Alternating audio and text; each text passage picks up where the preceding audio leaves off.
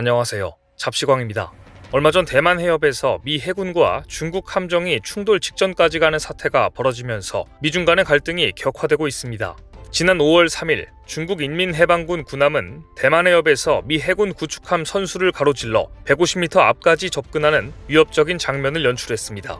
미 인도태평양 사령부는 이지스 구축함 정훈함이 캐나다 해군 호위함 HMCS 몬트리올과 대만 해협을 통과하는 동안 중국 인민해방군의 이지스 구축함 루양3가 미군 이지스 정훈함 부근에서 안전하지 않은 기동을 했다고 밝혔습니다.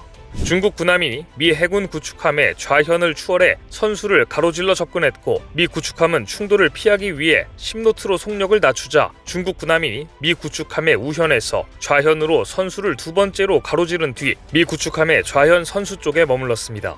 미군은 중국 군함이 150야드까지 접근했으며 이것은 곧 공해에서의 안전 항행에 관한 해상 충돌 예방법을 위반한 것이라고 비난했습니다. 하지만 중국의 인민해방군은 미 구축함이 악의적으로 지역의 평화와 안정을 파괴해 대만 독립세력에 잘못된 신호를 보냈다고 미국의 행동을 비난했습니다. 이처럼 대만 해협에서 하루가 멀다 하고 미중 간의 대립이 이어지고 있는 가운데 미군의 해군력 강화를 위한 고민은 깊어지고 있습니다. 미군 입장에서 공군은 몰라도 해군력에 있어서는 배를 거의 찍어내다시피 건조하고 있는 중국에 수적으로 밀리고 있기 때문입니다. 미 국방부 추산에 따르면 중국 해군 전함수는 현재 약 340척에 달합니다. 반면 미 해군 전함수는 300척에 채 못 미칩니다. 또한 미 국방부는 중국 해군 함대가 앞으로 2년 안에 400척으로 확대될 것으로 예상하고 있는데요. 반면 미국이 전함을 350대로 늘리는 것은 2045년이 되어야 가능하다고 판단하고 있습니다. 문제는 중국이 최근 그야말로 전함들을 쏟아내고 있다는 점입니다. 중국의 055형 구축함은 2014년 건조를 시작해 최근 셰냥함까지 8척이 취역했습니다. 반면 이에 대적할 미국의 주멀트급 구축함 배치 속도는 너무 더딥니다. 중국 055형 구축함보다 5년 이른 2009년 건조가 시작됐지만 이제 고작 2척이 배치됐을 뿐입니다. 일부 전문가들은 중국이 전함 3척을 건조할 동안 미국은 1척밖에 만들지 못한다고 지적하고 있습니다. 화력에 있어서도 중국 해군은 함대공, 함대함 미사일을 발사할 수 있는 수직 발사관 112기를 장착하고 있습니다. 이는 미국의 최신형 알레이버크급 구축함을 능가하는 화력입니다. 그런데 서방 군사 전문가들은 중국의 055형 구축함에 맞설 상대는 한국의 세종대왕급 구축함이라고 보고 있습니다. 최근 CNN은 동아시아 해상에서 갈등이 심화되는 가운데 중국 해군력에 대항할 카드로 한국 해군이 보유 중인 세종대왕급 이지스 구축함이 비밀병기로 부상했다고 보도했습니다. CNN은 분석 기사에서 미국이 중국의 해군 전력 강화에 골머리를 앓고 있는 가운데 한국이 전력 공백을 메울 유력한 대안으로 부상하고 있다고 보도했습니다. 그 근거로 한국은 탁월한 성능의 전함을 건조하고 있고 막강한 항모 건조 능력을 바탕으로 중국에 추월당한 미국 해군의 전력 보강 히든카드로 떠오르고 있다고 분석했습니다. 그러면서 중국 해군력의 수적 우위에 대한 미국의 해결책을 미국 밖에서도 찾아야 한다며 그 핵심으로 한국의 세종대왕함급 구축함을 지목했습니다. 세종대왕함급은 한국 최초의 이지스 방공체계 탑재 구축함으로 2008년 선도함인 세종대왕함이 취역한 뒤 율곡 2함, 서해 류성룡함 등 총 3대가 실전 배치됐습니다.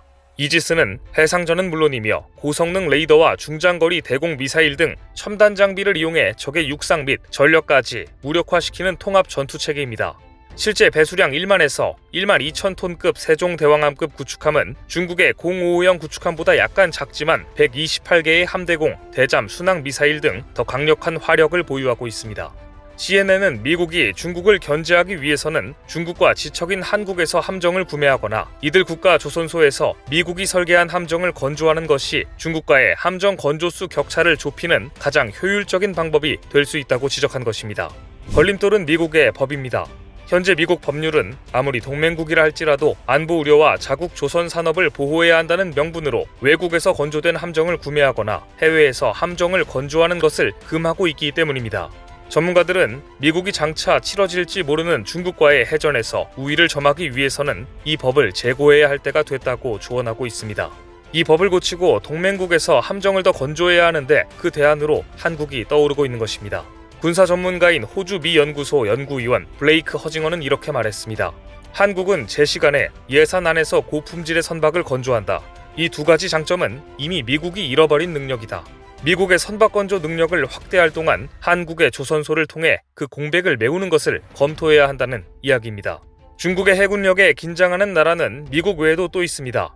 바로 인도입니다. 인도의 앞마당인 인도양은 아시아, 유럽 및 미주를 연결하는 전략적 요충지로 세계 해상무역의 75% 이상을 차지하는 곳입니다. 이러한 중요성을 일찌감치 간파한 중국은 스리랑카의 한반토타 항구와 파키스탄의 그와다르 및 기타 작은 섬국가의 해군 시설을 장악하고 있습니다.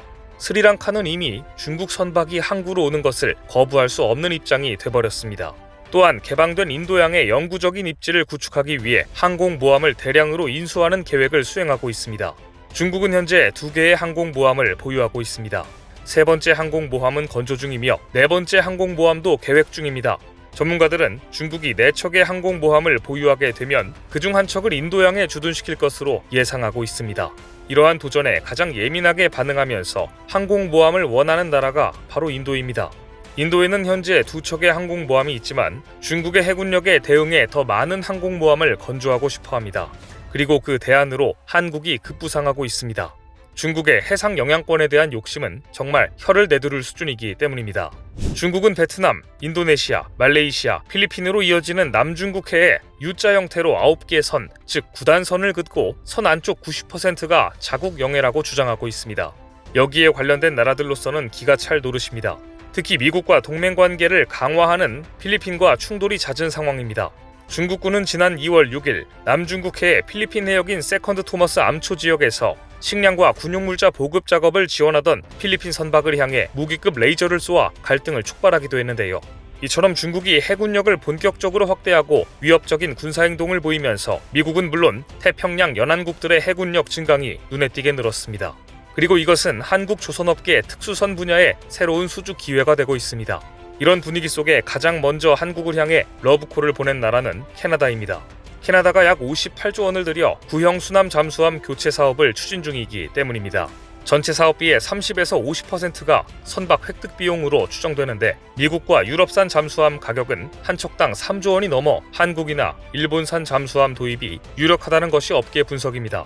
실제 캐나다 연방조달청과 해군 관계자 등은 지난 10일부터 사흘 동안 HD-현대중공업 울산조선소, 한화오션 옥포조선소, 해군 잠수함 사령부 등을 직접 찾아 3,000톤급 잠수함과 건조시설 등을 둘러봤는데요. 이들은 일본의 잠수함 건조사인 미쓰비시 중공업, 가와사키 중공업 등도 방문한 것으로 알려져 한국과 일본 조선소들이 캐나다 잠수함 건조 사업에서 각축전을 벌일 전망입니다. 이러한 분위기를 타고 드디어 한화오션이 18조 원 규모의 미군함 정비 시장에 진출해 한국 조선업계가 미군함의 유지보수 사업에도 진출하게 됐습니다. 미국은 군함 유지보수 사업, 즉 MRO에만 한 해에 139억 달러, 약 18조 2천억 원의 예산을 쏟아붓는 국가인데 그 첫 번째 예비 고객 명단에 한화오션이 오른 겁니다.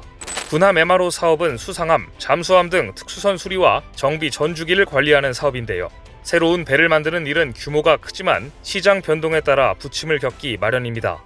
불황이 닥치면 걷잡을 수 없는 적자에 시달릴 수밖에 없습니다. 하지만 군함 유지보수 사업은 규모는 크지 않아도 중장기적으로 안정적인 매출을 확보할 수 있는 것이 장점입니다. 미 해군은 과거 아시아 지역 조선소에서 유조선이나 보조함 등을 수리한 적이 있지만 구축함과 같은 군함을 수리한 적은 거의 없는 것으로 알려졌는데요. 최근 미국 조선소 내 노동력 부족 현상이 심해져 유지보수에 들어간 군함 공백 기간이 점점 더 길어지자 어쩔 수 없이 한국에 손을 내밀 수밖에 없게 된 겁니다. 이처럼 중국의 해군력에 맞서 군함 건조 및 유지보수가 시급해진 국가들이 많아짐에 따라 한국 조선업은 또 다른 기회를 맞고 있습니다. 오늘 준비한 소식은 여기까지입니다. 댓글을 통한 여러분들의 많은 의견 기다리겠습니다. 시청해주셔서 감사합니다.